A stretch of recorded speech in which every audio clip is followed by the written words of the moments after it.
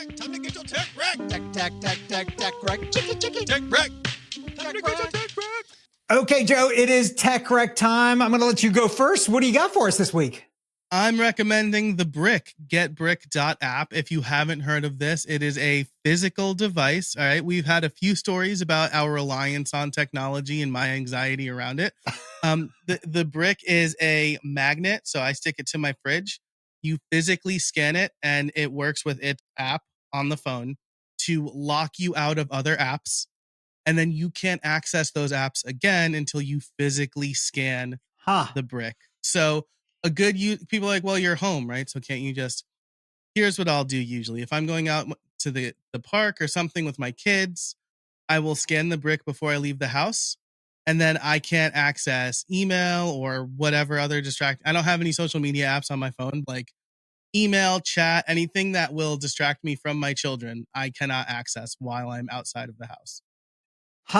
That's interesting. Do you lock yourself out of, I don't know, whatever the app is to install new apps so that you can't install a new email the app store? Yeah.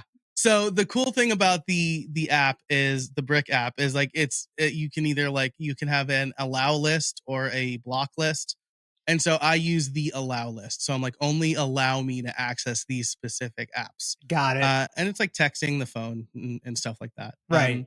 But yeah, like that, I've combined that with scheduled summary, like an iOS feature, to really like reduce my usage of my phone, because scheduled summary only shows me notifications at certain times. Interesting. Yeah. That's actually an interesting use, because once you leave the house, you don't have access to the thing to unlock the phone. Yeah. And so I think you get 5 emergency unbricks. So like, and I don't know if that's per month or ever. And I'm like, well, I'm not going to blow one to see what happens, right?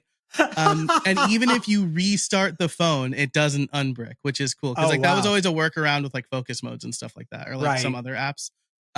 Super. It's like $50 if you buy one, I think.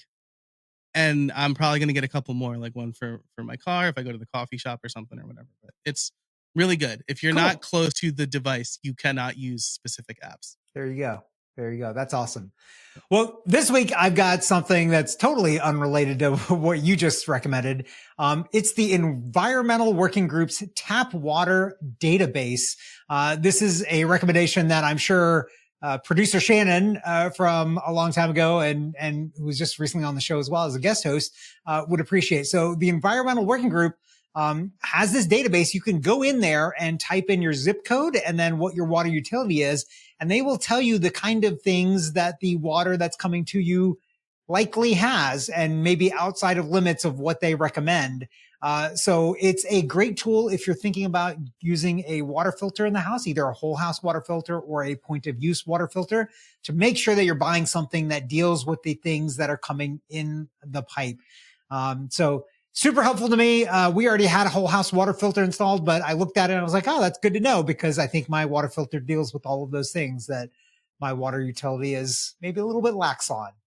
I saw this in the notes and I used it and I'm like terrified at what's in I shared it with my brother and he told me about the HydroViv, which is like a water filter specifically made for air locales. So you could put your zip code in and they'll recommend a water filter that helps filter all the stuff that you find on this database.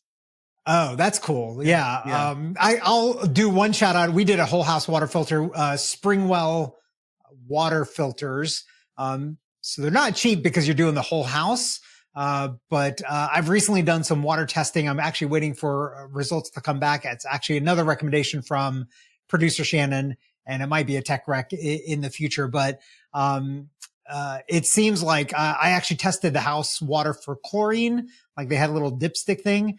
And so chlorine naturally comes to you from the water treatment facility to make sure that no bacteria grows, obviously, in the pipes.